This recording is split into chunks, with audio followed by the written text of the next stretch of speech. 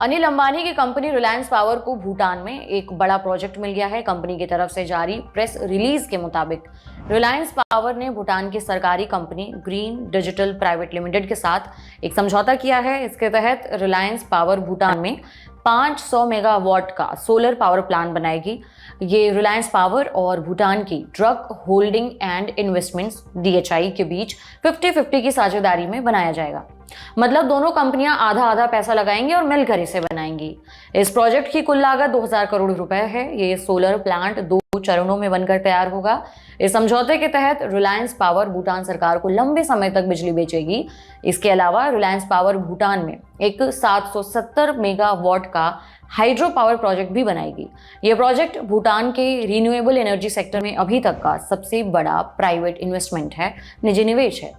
साथ ही किसी भी भारतीय कंपनी द्वारा भूटान में किया गया सबसे बड़ा विदेशी प्रत्यक्ष निवेश यानी FDI भी है। ये प्रोजेक्ट भूटान का सबसे बड़ा सोलर पावर प्लांट होगा। अब इस बात के कयास लगने शुरू हो गए हैं कि क्या अनिल अंबानी एक बार फिर से कमबैक करेंगे। अब इसे समझते हैं। मीडिया रिपोर्ट्स बताती हैं कि अनिल अंबानी की कंपनियों पर कर्ज का बोझ कम होता जा रहा है। कंपनियों की कमाई बढ़ने लगी है। इसके अलावा उनकी कंपनियों को नए कॉन्ट्रैक्ट भी मिलने लगे हैं। अनिल अंबानी की कंपनियों खास करके रिलायंस पावर और रिलायंस इंफ्रास्ट्रक्चर ने पिछले कुछ सालों में कर्ज कम करने और कारोबारी प्रदर्शन में काफी सुधार किया है।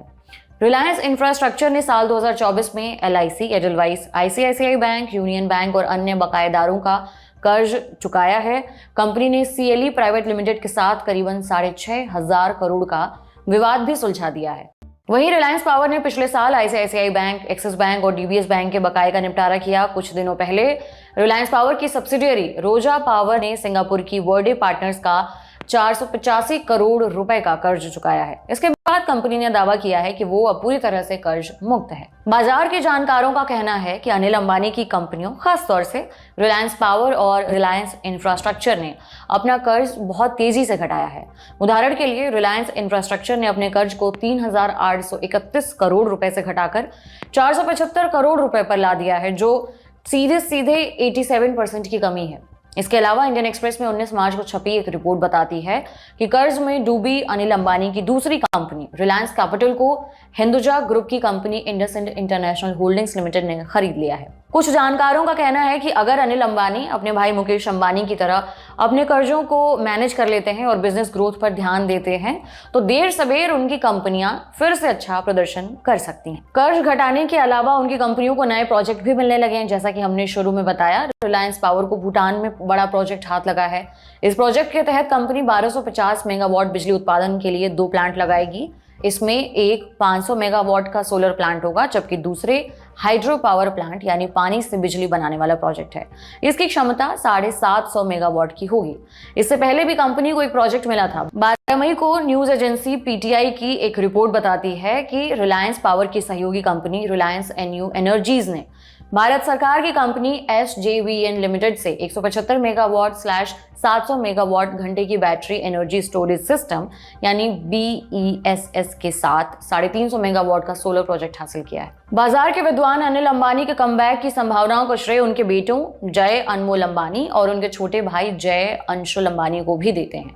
जानकारों का कहना है कि उनके दोनों बेटों ने गले तक कर्ज में डूबे रिलायंस ग्रुप को बाहर निकालने के लिए काफी मेहनत की है। बाजार के विशेषज्ञों का मानना है कि हाल के दिनों में अनिल अंबानी और उनके ग्रुप में निवेशकों का विश्वास बढ़ा है। पहले के मुकाबले निवेशक अब ज्यादा इन्वेस्टमेंट करने को लेकर रुझान दिखा रहे हैं। वहीं 19 मई को जब भारत का शेयर मार्केट ओपन हुआ तो अनिल अंबानी ग्रुप के शेयर रिलायंस पावर ने सुर्खी बटोरी। सोमवार को रिलायंस पावर का शेयर बाजार खुलने के साथ ही हरे निशान में ट्रेड कर रहा था और एक शेयर की कीमत करीबन 4% की तेजी के साथ 47 रुपए के आसपास पहुंच गई। कंपनी के शेयरों में इस तेजी का बड़ा कारण भूटान में मिले नए प्रोजेक्ट को बताया गया है। लेकिन ये सिर्फ आज भर की बात नहीं है कि रिलायंस पावर के शेयरों में तेजी दिखी हो। इसके शेयर पिछले कुछ दिनों में लगातार ऊपर जाते हैं, यानी तेजी बनी हुई दिख रही है। मई की शुरुआत से अब तक रिलायंस पावर के शेयर 16% ऊपर जा चुके हैं, जबकि पिछले 1 साल में कंपनी का शेयर 77% तक बढ़ा है। इस तरह से देखें तो कंपनी के शेयरों की खरीदारी बढ़ी और शेयरों के दाम बढ़े हैं। रिलायंस पावर ने हाल ही में वित्तीय वर्ष 2024-25 की चौथी तिमाही यानी 1 जनवरी 2025 से 31 मार्च 2025 के बीच काफी मजबूत वित्तीय नतीजे घोषित किए हैं। रिलायंस पावर ने वित्त वर्ष 2025 की जनवरी से मार्च वाली तिमाही में 126 करोड़ का नेट प्रॉफिट दर्ज किया है। पिछले साल इसी दौरान कंपनी ने 398 करोड़ रुपए का घाटा दर्ज किया था। हालांकि जानकारों का यह भी कहना है कि चुनौतियां अभी भी बनी हुई हैं। उनकी कुछ कंपनियां जैसे कि रिलायंस कैपिटल अभी भी इंसॉल्वेंसी प्रक्रिया से गुजर रही है और कुल कर्ज का एक बड़ा हिस्सा चुकाना अभी भी बाकी है।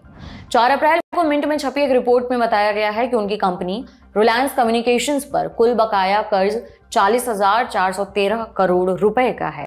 रिलायंस कम्युनिकेशंस ने कहा, रिलायंस कम्युनिकेशंस फिलहाल दिवालियापन समाधान प्रक्रिया से गुजर रही है। इसके अलावा अन्य कंपनियां भी पूरी तरह कर्ज मुक्त नहीं हुई हैं।